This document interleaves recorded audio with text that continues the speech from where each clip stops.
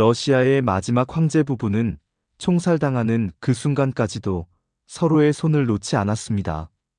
제국이 무너져도 온 세상이 등을 돌려도 끝까지 지켜낸 사랑이 있었습니다. 오늘은 300년 로마노프 왕조의 마지막을 장식한 니콜라이 2세와 알렉산드라 두 사람의 운명적인 사랑 이야기를 들려드리겠습니다. 1884년 6월 독일 다름슈타트의 화려한 궁전. 유럽 왕실의 결혼식을 위해 각국의 왕족들이 모여들었습니다. 그 중에는 16세의 러시아 황태자 니콜라이 알렉산드로비치도 있었습니다. 키 170cm의 단정한 체격에 온화한 성격을 가진 소년이었죠. 그날 오후 무도회장에서 니콜라이는 한 소녀를 만나게 됩니다. 12살의 헤세대 공녀 알릭스 빅토리아, 헬레나 루이제 베아트리체. 금발의 파란 눈을 가진 아름다운 소녀였습니다. 그 순간을 잊을 수가 없었다. 니콜라이는 훗날 이렇게 회고했습니다. 4살 차이의 어린 소녀였지만 그의 가슴은 두근거렸습니다. 첫 왈츠를 추면서 니콜라이는 알릭스의 진지하고 깊은 눈빛에 매료되었습니다. 흥미롭게도 알릭스는 영국 빅토리아 여왕의 외손녀였습니다. 빅토리아 여왕의 둘째 딸 앨리스가 헤세 대공과 결혼해서 낳은 딸이 바로 알릭스였죠. 즉, 그녀는 당시 유럽에서 가장 권력 있는 할머니를 둔 공주였습니다. 그날 이후 니콜라이는 알릭스를 잊을 수 없었습니다. 하지만 현실은 녹록지 않았습니다. 러시아 궁정에서는 이미 니콜라이를 위한 신부 후보들을 물색하고 있었거든요. 첫 번째 후보는 프랑스의 오를레앙 공녀 엘렌이었습니다. 프랑스와의 동맹을 위해 정치적으로 매우 유리한 결혼이었죠. 두 번째는 독일 바이에른의 공녀들이었습니다.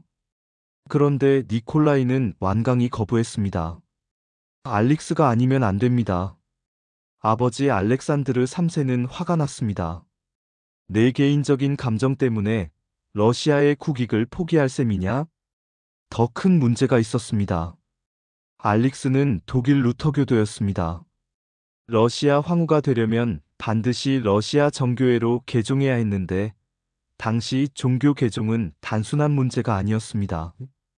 영혼을 바꾸는 일이라고 여겨졌거든요.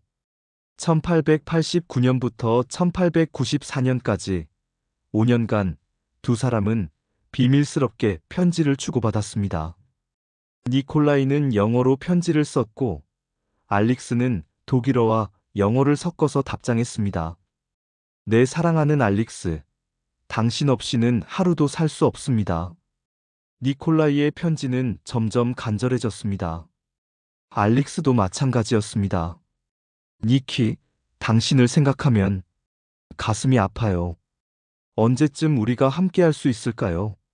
그녀는 니콜라이를 애칭으로 니키라고 불렀습니다. 1893년 니콜라이는 마침내 결심했습니다. 25세가 된 그는 부모의 허락 없이도 결혼할 수 있는 나이가 되었거든요. 그해 여름, 그는 독일로 향했습니다. 1894년 4월 8일, 독일 코부르크에서 열린 또 다른 왕실 결혼식. 니콜라이는 이 기회를 놓치지 않았습니다. 알릭스, 나와 결혼해주세요. 하지만 알릭스는 주저했습니다. 러시아 정교회로의 개종 때문이었죠. 독실한 루터교도였던 그녀에게는 쉽지 않은 결정이었습니다. 그때 니콜라이는 무릎을 꿇고 말했습니다. 당신 없이는 살 수 없습니다. 당신이 거부하신다면 나는 평생 독신으로 살겠습니다. 그의 진심에 감동받은 알릭스는 마침내 예라고 답했습니다. 10년간의 기다림이 끝나는 순간이었습니다. 1894년 10월 20일 크림반도 리바디아 궁전. 러시아 제국에 큰 충격이 일어났습니다. 49세의 알렉산드르 3세 황제가 갑자기 신부전으로 쓰러진 것입니다. 의사들은 고개를 저었습니다. 폐하, 시간이 얼마 남지 않으셨습니다. 알렉산드르 3세는 아들 니콜라이를 불렀습니다. 아들아, 이제 네가 러시아를 이끌어야 한다. 준비가 되어 있느냐? 니콜라이는 떨리는 목소리로 답했습니다. 아버지, 저는 아직 준비할 시간이 없다. 이제 너는 니콜라이 2세다. 황제는 또 다른 중요한 말을 남겼습니다. 알릭스와 결혼해라. 그녀는 좋은 황후가 될 것이다. 아이러니하게도 그토록 반대했던 아버지가 임종 직전에 내린 마지막 축복이었습니다. 알렉산드르 3세가 세상을 떠나자 알릭스는 즉시 러시아로 향했습니다. 약혼자의 아버지 장례식에 참석하기 위해서였죠. 상트페테르부르크에 도착한 알릭스를 본 니콜라이는 놀랐습니다. 며칠 사이에 그녀는 한층 성숙해 보였습니다. 검은 상복을 입은 모습조차 아름다웠죠. 이 어려운 시기에 제 곁에 있어 주셔서 감사합니다. 니콜라이가 알릭스의 손을 잡으며 말했습니다. 당신의 슬픔이 제 슬픔입니다, 니키. 알릭스의 답변이었습니다. 그 순간 두 사람은 단순한 연인이 아니라 인생의 동반자가 되었음을 느꼈습니다. 알릭스는 즉시 러시아 정교회로의 개종 절차를 밟았습니다. 독일식 이름 알릭스는 러시아식으로 알렉산드라 페오도로브나가 되었습니다. 새로운 이름, 새로운 종교, 새로운 나라. 모든 것을 바꾼 채로 사랑을 선택한 것이죠. 1894년 11월 26일, 놀라운 일이 일어났습니다. 아버지의 장례식이 끝난 지 겨우 일주일 만에 니콜라이와 알렉산드라의 결혼식이 거행된 것입니다. 이렇게 급하게 결혼식을 올려도 되는 건가? 궁정 사람들은 수군거렸습니다. 하지만 니콜라이는 단호했습니다. 불안정한 정세 속에서 황후를 빨리 세워야 한다는 정치적 판단도 있었지만 무엇보다 알렉산드라와 하루빨리 함께하고 싶었기 때문입니다. 결혼식은 겨울 궁전의 대성당에서 열렸습니다. 하지만 화려함보다는 경건함이 느껴지는 의식이었죠. 알렉산드라는 러시아 전통 의상을 입고 무거운 다이아몬드 왕관을 썼습니다. 왕관이 너무 무거워서 목이 아플 정도였다고 해요. 죽음이 우리를 갈라놓을 때까지. 서약을 읽는 니콜라이의 목소리는 떨렸습니다. 23년 후, 이 서약은 정말로 죽음으로만 갈라지는 예언이 될 줄 그때는 몰랐겠죠. 결혼식 당일 밤, 니콜라이는 일기에 이렇게 썼습니다. 오늘 나는 세상에서 가장 행복한 남자가 되었다. 하나님께서 나에게 주신 선물은 말로 다 할 수 없다. 알릭스는 나의 전부다. 그녀 없이는 숨쉬는 것조차 의미가 없다. 알렉산드라도 첫 편지에서 고백했습니다. 니키, 당신은 제게 삶의 의미를 주었습니다. 이제 저는 러시아 황후가 아니라 당신의 아내입니다. 하지만 행복도 잠시, 현실은 녹록지 않았습니다. 새로운 황후에 대한 러시아 귀족들의 시선은 차가웠습니다. 또 독일 여자가 황후가 되었다는 불만이 터져나왔거든요. 더욱이 알렉산드라는 사교적이지 못한 성격이었습니다. 화려한 무도회보다는 조용한 독서를 좋아했고 많은 사람들과 어울리는 것을 어려워했죠. 러시아 귀족 사회의 문화와는 정반대였습니다. 황후 폐하가 너무 차갑다. 미소조차 없으시다. 이런 수군거림이 궁전을 가득 채웠습니다. 그러나 니콜라이는 아내를 완전히 믿었습니다. 사람들이 알릭스를 이해하지 못할 뿐이다. 그녀는 세상에서 가장 순수하고 아름다운 영혼을 가졌다. 이렇게 26세의 황제와 22세의 황후는 사랑을 무기로 거대한 러시아 제국을 이끌어가기 시작했습니다. 하지만 그들 앞에는 상상할 수 없는 시련들이 기다리고 있었습니다. 1895년 11월 15일 상트페테르부르크 알렉산드르 궁전에 첫 아이의 울음소리가 울려 퍼졌습니다. 첫째 딸 올가 니콜라예브나의 탄생이었죠. 니콜라이는 기뻤지만 동시에 아쉬웠습니다. 러시아 제국의 황위는 남자만이 이어받을 수 있었거든요. 딸이어도 상관없어요. 우리 올가는 세상에서 가장 예쁜 공주예요. 알렉산드라는 남편을 위로했지만 마음 한구석에는 부담이 있었습니다. 1897년 타티아나, 1899년 마리아, 1901년 아나스타시아까지 4명의 딸이 연이어 태어났습니다. 아이들은 모두 아름다웠고 사랑스러웠지만 러시아 제국에는 여전히 남자 후계자가 없었습니다. 궁정에서는 수군거림이 시작되었습니다. 황후가 아들을 낳지 못한다. 혹시 로마노프 왕조가 끝나는 것은 아닐까? 심지어 일부 귀족들은 니콜라이의 동생 미하일 대공을 차기 황제로 거론하기 시작했습니다. 알렉산드라는 이런 압박감 속에서 점점 신경질적이 되어갔습니다. 매월 생리가 시작될 때마다 절망했고 임신 소식이 들릴 때마다 이번에는 꼭 아들이길 하고 간절히 기도했습니다. 1904년 8월 12일 오후 1시 15분 마침내 기적이 일어났습니다. 301발의 대포가 울려 퍼졌습니다. 딸일 때는 101발, 아들일 때는 301발이 관례였거든요. 아들입니다. 황태자가 탄생하셨습니다. 니콜라이는 기뻐서 어쩔 줄 몰랐습니다. 일기에는 이렇게 썼습니다. 하나님께서 마침내 우리 기도를 들어주셨다. 알렉세이 니콜라예비치, 우리의 귀한 아들이 태어났다. 말로 다할 수 없는 기쁨이다. 전국적으로 축제가 벌어졌습니다. 감옥에서는 죄수들이 특사를 받았고 농노들에게는 세금이 감면되었습니다.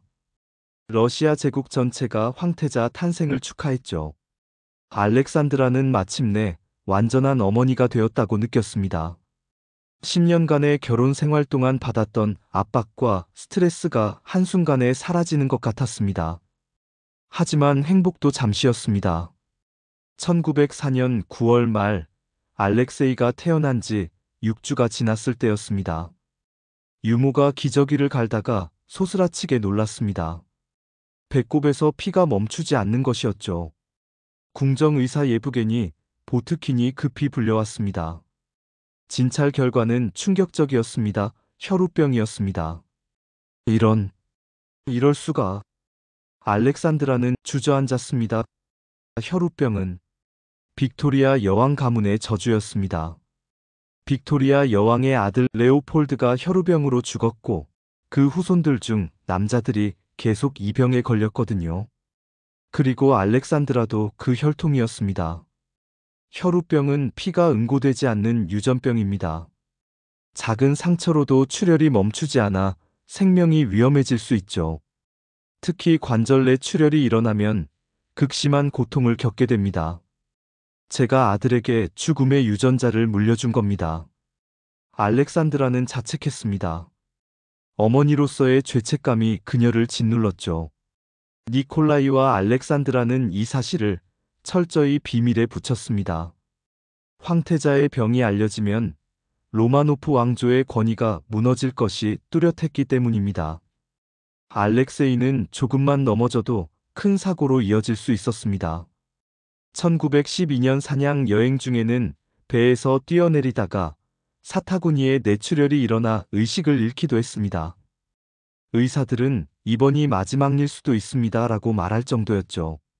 알렉산드라는 24시간 아들 곁을 지켰습니다. 제가 눈을 떼는 순간 무슨 일이 일어날지 모르거든요. 그녀는 친구들에게 털어놓았습니다. 이런 상황 속에서 알렉산드라는 점점 신경질적이고 히스테리컬하게 변해갔습니다. 사교계에 나가는 것도 부담스러웠고 많은 사람들과 어울리는 것도 피하게 되었죠. 황후가 너무 까칠하다. 국민들과 거리감이 있다는 비판이 쏟아졌습니다. 하지만 알렉산드라에게는 아들의 생명이 그 무엇보다 소중했습니다. 제국의 평판보다 자신의 명성보다 아들 알렉세이가 살아있는 것이 더 중요했던 거죠. 이런 상황에서 내 딸들은 일찍 철이 들 수밖에 없었습니다. 올가, 타티아나, 마리아, 아나스타시아는 어린 나이에도 동생을 보호해야 한다는 책임감을 가지게 되었습니다. 특히 큰딸 올가는 10살이 되기 전부터 어머니 알렉산드라의 걱정을 덜어주려고 노력했습니다. 엄마, 알렉세이는 괜찮을 거예요. 하나님이 지켜주실 거예요. 어린 딸의 위로였습니다. 니콜라이는 이런 가족의 모습을 보며 마음이 아팠습니다. 내 가족들이 너무 일찍 어른이 되어가고 있다. 그는 일기에 썼습니다. 1905년 가을, 알렉세이가 또다시 심각한 출혈로 위험에 빠졌을 때였습니다. 궁정 의사들은 고개를 저었습니다. 더 이상 손쓸 방법이 없습니다. 그때 궁정의 한 귀부인이 알렉산드라에게 제안했습니다. 폐하, 시베리아에서 온 성인이 있다고 합니다. 그분께 부탁해 보시는 게 어떨까요? 그렇게 등장한 인물이 바로 그리고리 예피모비치 라스푸틴이었습니다. 1869년 시베리아 포크로프스코의 마을에서 태어난 농부의 아들이었죠. 정식 교육은 받지 못했지만 뛰어난 카리스마와 신비한 능력을 가진 것으로 소문난 인물이었습니다. 라스푸틴의 첫인상은 강렬했습니다. 키 193cm의 큰 키에 까만 머리, 그리고 무엇보다 꿰뚫어 보는 듯한 파란 눈이 인상적이었습니다. 그는 알렉세이를 보자마자 말했습니다. 걱정하지 마세요. 황후 폐하. 하나님께서 이 아이를 지켜주실 것입니다. 정말로 기적이 일어났습니다. 라스푸틴이 알렉세이의 침대 옆에서 기도를 올린 후 아이의 출혈이 멈춘 것입니다. 의학적으로 설명이 불가능한 일이었죠. 현대 의학자들은 이를 여러 방법으로 설명하려 합니다. 라스푸틴의 진정시키는 능력이 알렉세이의 혈압을 낮춰 출혈을 줄였을 가능성, 또는 최면술 같은 심리적 효과일 가능성 등을 제시하죠. 하지만 당시 알렉산드라에게는 그야말로 하늘이 내린 기적이었습니다. 라스푸틴이 없으면 알렉세이는 죽습니다. 알렉산드라는 완전히 그를 신뢰하게 되었습니다. 라스푸틴은 이후 스타레츠라는 호칭으로 불리며 황실의 핵심 인물이 되었습니다. 1907년 알렉세이가 차르스코의 셀로 궁전에서 계단을 굴러떨어져 심각한 뇌출혈을 일으켰을 때도 마찬가지였습니다. 의사들이 포기했지만 라스푸틴의 기도 후 알렉세이는 회복되었죠.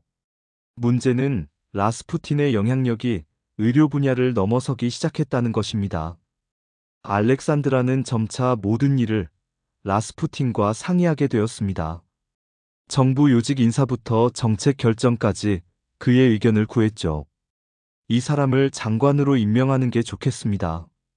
라스푸틴의 한마디면 고위직이 바뀌었습니다. 심지어 총리 임명에도 그의 의견이 반영되었을 정도였습니다. 1911년 러시아 정교회 수장인 총주교마저 라스푸틴의 영향으로 바뀌었습니다. 정교한 궁정 예법 속에서 시베리아 농부가 최고 권력자들과 어깨를 나란히 하는 상황이 벌어진 것이죠. 러시아 귀족들은 분노했습니다. 러시아가 무식한 농부에게 좌지우지당하고 있다. 궁정 내에서는 황후가 미쳤다는 말까지 나돌았습니다. 니콜라이는 깊은 고민에 빠졌습니다. 라스푸틴이 아들의 생명을 구해준 것은 사실이었지만 그로 인한 정치적 파장은 심각했습니다. 1912년 총리 스톨리핀이 니콜라이에게 직언했습니다. 폐하, 라스푸틴을 궁정에서 내보내셔야 합니다. 그렇지 않으면 로마노프 왕조가 위험해집니다. 하지만 니콜라이는 결단을 내리지 못했습니다. 아내의 확고한 신념을 꺾을 수 없었거든요. 알릭스는 라스푸틴이 알렉세이의 생명줄이라고 믿고 있다. 내가 어떻게 그것을 빼앗을 수 있겠는가? 결국 니콜라이는 타협책을 선택했습니다. 라스푸틴을 완전히 추방하지는 않되 공식적인 영향력을 줄이려고 노력한 것이죠. 하지만 이는 근본적인 해결책이 될 수 없었습니다. 설상가상으로 라스푸틴을 둘러싼 스캔들들이 터져나오기 시작했습니다. 그는 술을 즐겼고 여러 여성들과의 관계가 소문났습니다. 성자가 아니라 사기꾼이다라는 비판이 거셌죠. 1914년 한 정신병자가 라스푸틴을 칼로 찔러 중상을 입히는 사건이 일어났습니다. 암살 시도였죠. 하지만 라스푸틴은 기적적으로 회복되었고 이는 오히려 그의 신비한 능력에 대한 믿음을 더욱 키웠습니다. 가장 심각한 것은 알렉산드라와 라스푸틴의 불륜설이었습니다. 물론 이는 전혀 사실이 아니었지만 국민들 사이에서는 기정사실처럼 받아들여졌습니다. 황후가 시베리아 농부와 라는 음담패설이 거리에서 공공연히 퍼졌죠. 이런 상황은 황실의 권위를 심각하게 손상시켰습니다. 러시아 국민들은 황제가 제대로 나라를 다스리지 못하고 있다고 생각하기 시작했습니다. 1916년 러시아 귀족 유수포프 공작을 비롯한 그룹이 라스푸틴 암살을 계획했습니다.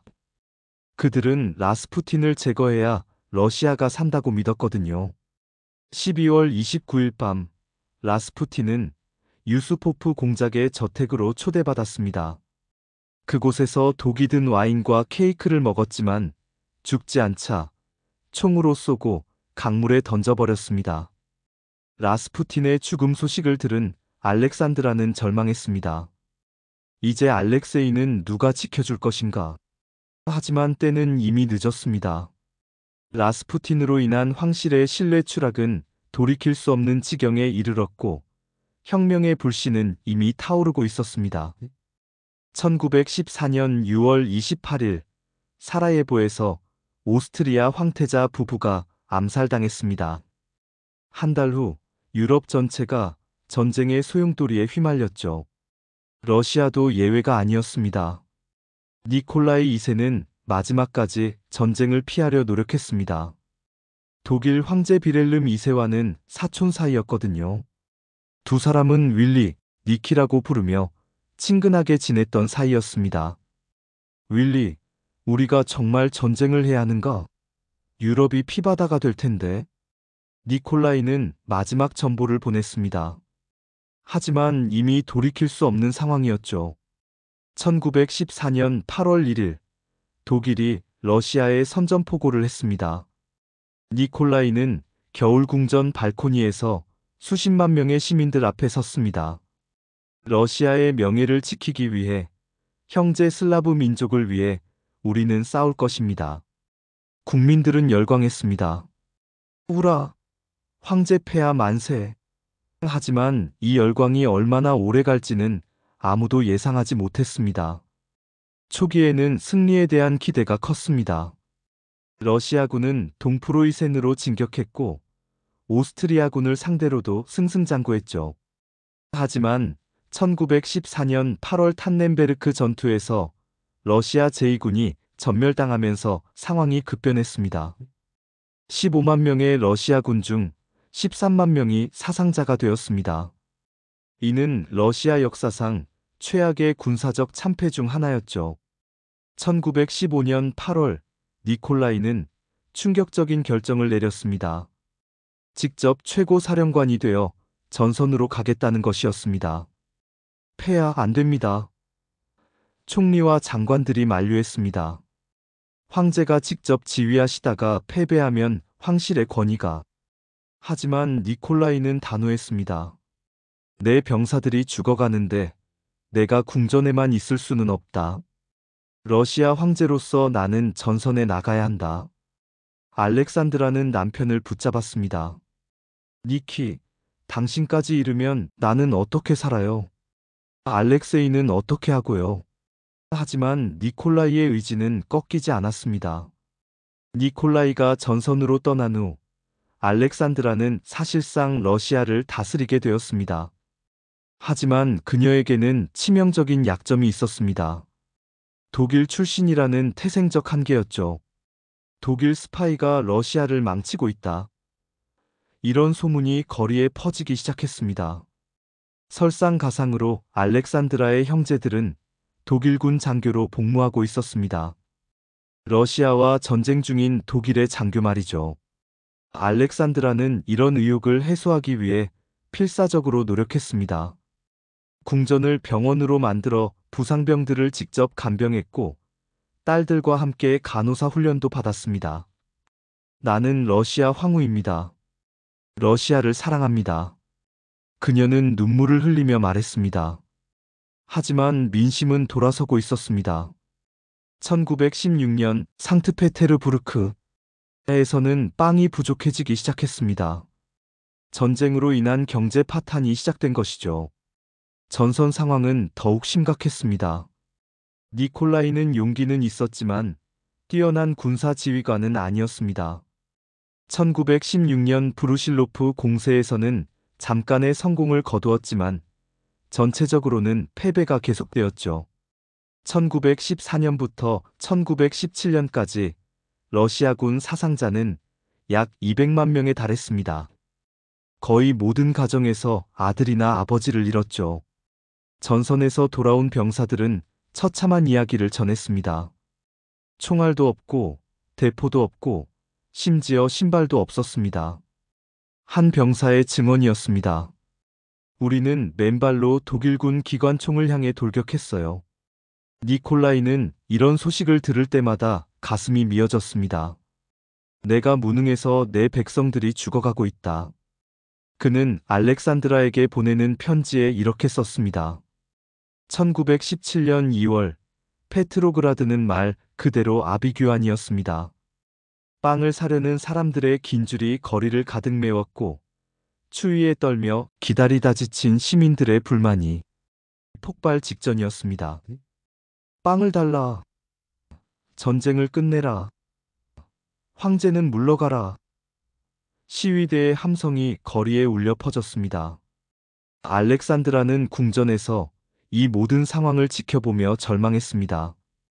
23년 전 우리가 결혼했을 때 누가 이런 일이 일어날 줄 알았겠어요? 그녀는 시녀에게 말했습니다. 3월 8일 국제 여성의 날을 맞아 여성들이 거리로 나왔습니다. 처음에는 평화로운 시위였지만 점점 격렬해졌죠. 경찰이 진압하려 했지만 시위대는 더욱 거세졌습니다. 3월 11일 상황은 돌이킬 수 없는 지경에 이르렀습니다. 정부군 일부가 시위대 편으로 돌아선 것입니다. 우리도 배고픕니다. 우리도 전쟁에 지쳤습니다.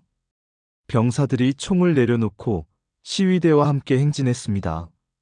전선에 있던 니콜라이는 급히 수도로 돌아가려 했지만 기차마저 멈춰 섰습니다. 철도 노동자들이 파업에 동참한 것이죠. 3월 15일 오후 3시 프스코프역의 황제 전용 열차 안에서 역사적인 순간이 찾아왔습니다. 니콜라이는 떨리는 손으로 퇴위 선언서에 서명했습니다. 러시아 제국의 평화와 백성들의 행복을 위해 나 니콜라이 2세는 러시아 황제의 지위를 포기한다.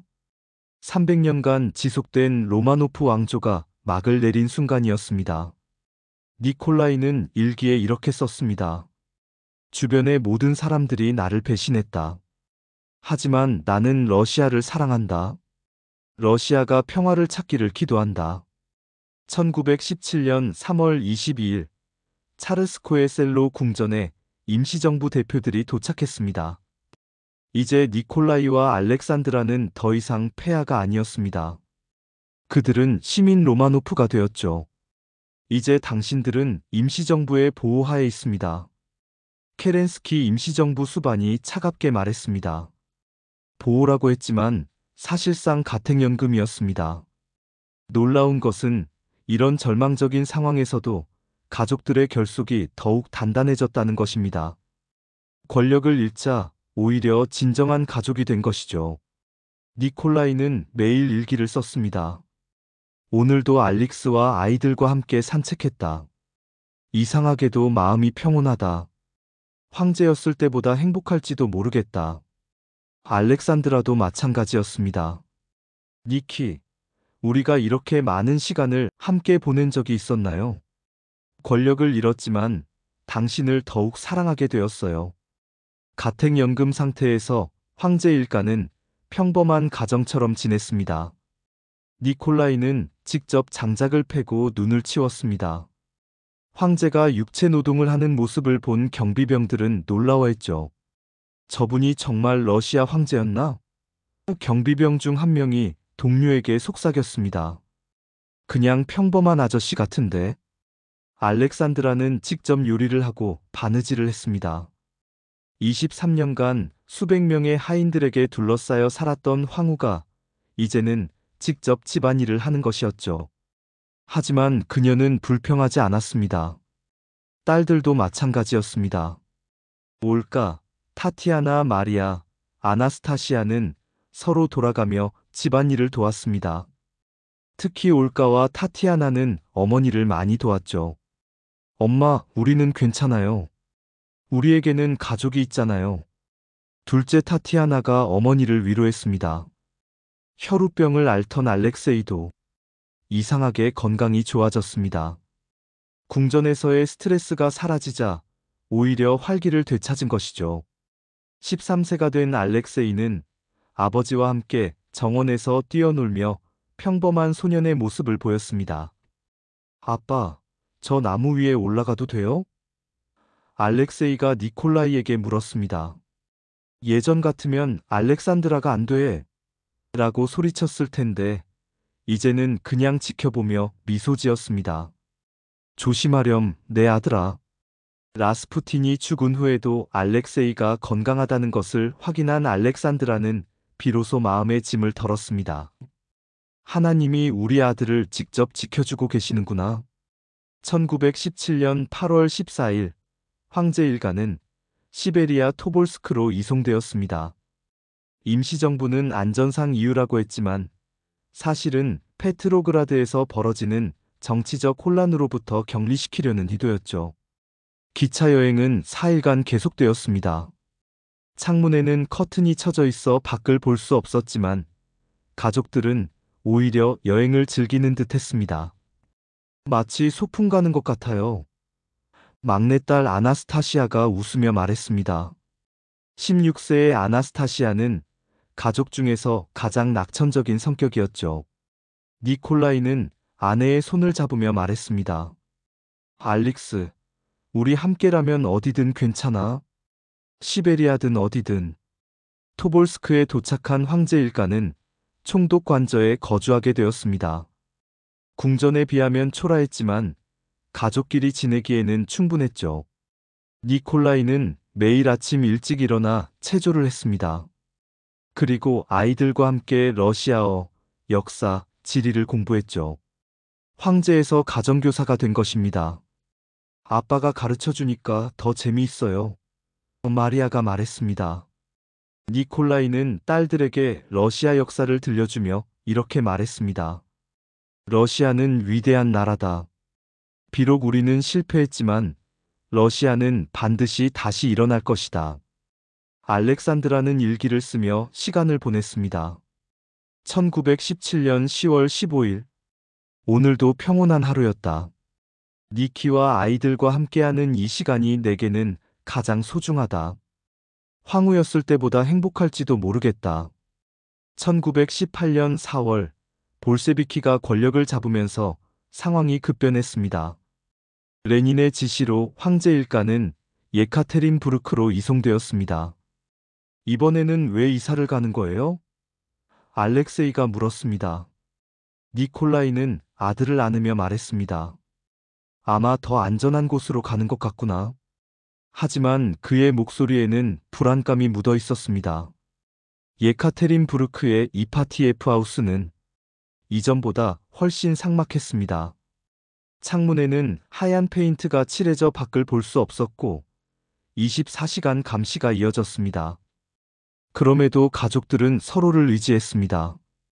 저녁에는 함께 모여 니콜라이가 책을 읽어주었고 알렉산드라는 자수를 하며 딸들과 조용히 대화했습니다.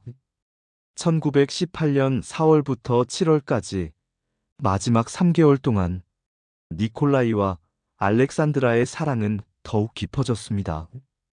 죽음의 그림자가 다가오는 것을 본능적으로 느꼈는지 두 사람은 매 순간을 소중히 여겼습니다. 알릭스, 우리가 처음 만났던 날을 기억해? 니콜라이가 아내에게 물었습니다. 물론이에요. 1884년 독일에서. 당신은 16세였고 저는 12세였죠. 벌써 34년이 지났네요. 알렉산드라가 미소 지으며 답했습니다. 그때부터 지금까지 내 마음은 변하지 않았어. 당신이 내 전부야. 니콜라이의 고백이었습니다. 감시병들의 증언에 따르면 두 사람은 매일 밤 조용히 대화를 나누며 서로를 위로했다고 합니다. 제국을 잃었지만 사랑만은 더욱 견고해진 것이죠. 1918년 7월 16일 저녁, 이파티 F하우스에는 이상한 긴장감이 돌았습니다. 야코프 유로프스키가 새로운 관리인으로 부임한 이후 분위기가 확연히 달라졌거든요. 내일 체코군이 예카테린부르크에 도착할 예정입니다. 유로프스키가 부하들에게 말했습니다. 실제로 체코군단과 백군이 도시로 진격하고 있었죠. 볼셰비키들은 황제 일가가 구출될 것을 두려워했습니다. 그날 저녁 니콜라이는 평상시와 다름없이 가족들과 함께 저녁을 먹었습니다. 알렉세이는 건강이 많이 좋아져서 아버지와 체스를 두었고 딸들은 어머니와 함께 자수를 했습니다. 오늘은 왠지 평온한 기분이에요. 타티아나가 어머니에게 말했습니다. 21세가 된 타티아나는 가족 중에서도 특히 침착한 성격이었죠. 알렉산드라는 딸의 머리를 쓰다듬으며 말했습니다. 우리 가족이 함께 있으니까 그런 거겠지. 무슨 일이 일어나도 우리는 함께야. 7월 17일 자정이 넘어서자 복도에서 발걸음 소리가 들렸습니다. 평상시와는 다른 무거우면서도 급한 발걸음이었죠. 오전 2시경 유로프스키가 황제 일가의 방문을 두드렸습니다. 일어나십시오. 즉시 이곳을 떠나야 합니다. 지금요? 이 시간에? 니콜라이가 놀라며 물었습니다. 체코군이 가까이 왔습니다. 안전한 곳으로 이동해야 합니다. 짐은 챙기지 마세요. 사진 촬영 후 바로 출발합니다. 가족들은 서둘러 옷을 갈아입었습니다. 알렉산드라는 코르셋 안에 다이아몬드와 진주를 숨겼습니다. 혹시 모를 상황에 대비한 것이죠. 딸들도 속옷 안에 보석들을 감췄습니다. 오전 2시 15분, 황제 일가는 지하실로 내려가기 시작했습니다. 니콜라이가 앞서 걸었고 알렉산드라는 알렉세이를 부축하며 따라갔습니다. 네 딸들과 하인들이 뒤를 이었죠. 지하실은 춥고 음침했습니다. 전등 하나만이 희미하게 방을 비추고 있었어요. 여기서 사진을 찍는다고요? 올가가 의아해하며 물었습니다. 잠깐만 기다리세요. 곧 사진사가 올 겁니다. 유로프스키가 답했습니다. 니콜라이와 알렉산드라는 나란히 서서 손을 꼭 잡았습니다. 23년간의 결혼 생활 동안 늘 그래왔듯이 말이죠. 알렉세이는 의자에 앉았고 네 딸들은 뒤쪽에 섰습니다. 사진사는 언제 오나요?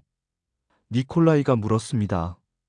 하지만 답 대신 들려온 것은 복도에서 들리는 무거운 발걸음들이었습니다. 오전 2시 30분, 유로프스키가 11명의 처형자들과 함께 지하실에 들어왔습니다.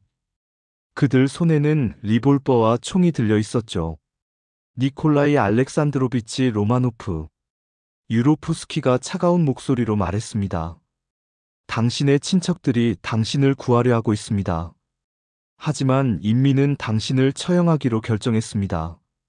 니콜라이는 놀라며 뭐라고요? 라고 물었습니다. 바로 그 순간이었습니다. 목격자들의 증언에 따르면 마지막 순간까지도 니콜라이와 알렉산드라는 서로의 손을 꼭 잡고 있었다고 합니다. 23년간의 사랑이 죽음 앞에서도 그들을 떨어뜨리지 못했던 것이죠. 오전 2시 31분, 총성이 울렸습니다.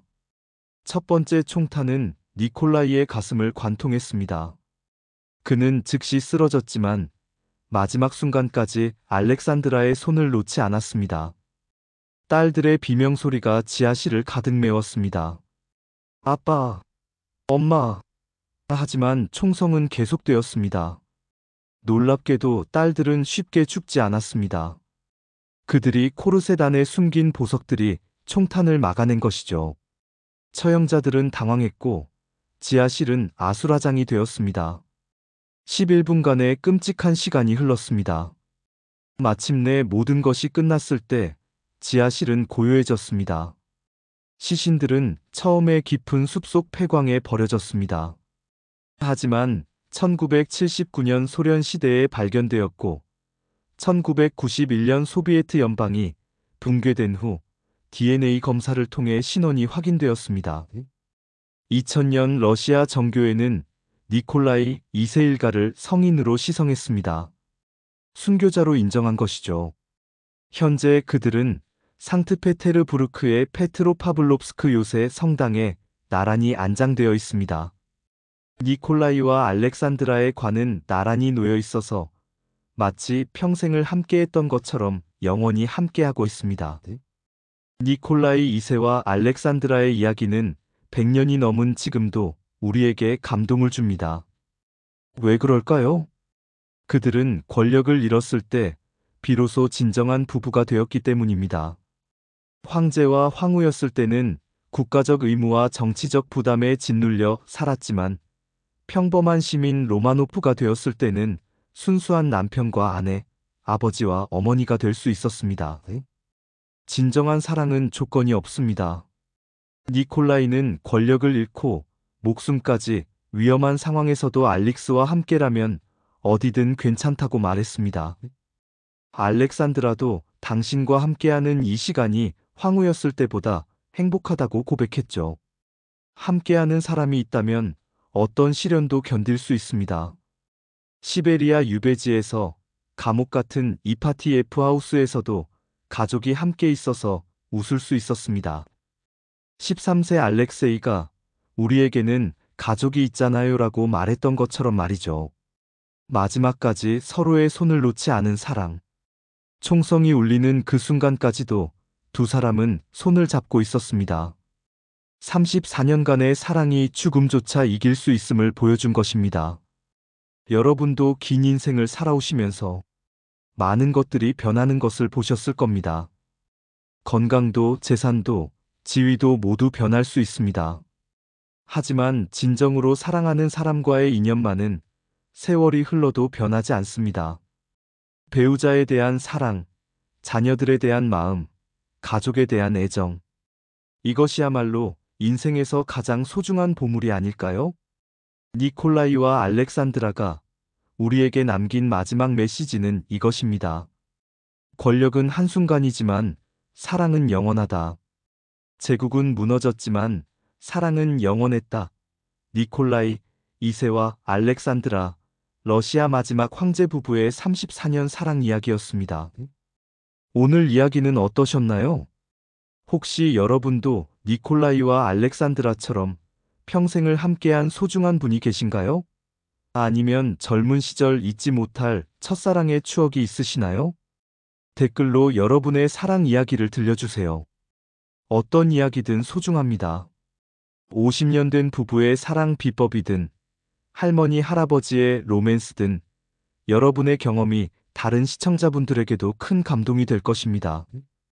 오늘 영상이 마음에 드셨다면 좋아요 버튼을 눌러주세요. 여러분의 좋아요 하나하나가 더 좋은 역사 이야기를 만드는 큰 힘이 됩니다. 그리고 구독과 알림 설정도 잊지 마세요. 내일은 또 다른 감동적인 역사 속 사랑 이야기로 찾아뵐 예정입니다. 혹시 듣고 싶은 역사 인물의 이야기가 있으시면 댓글로 추천해주세요. 시청해주셔서 감사합니다. 건강하시고 사랑하는 분들과 행복한 시간 보내세요. 내일 또 만나요. 안녕히 계세요.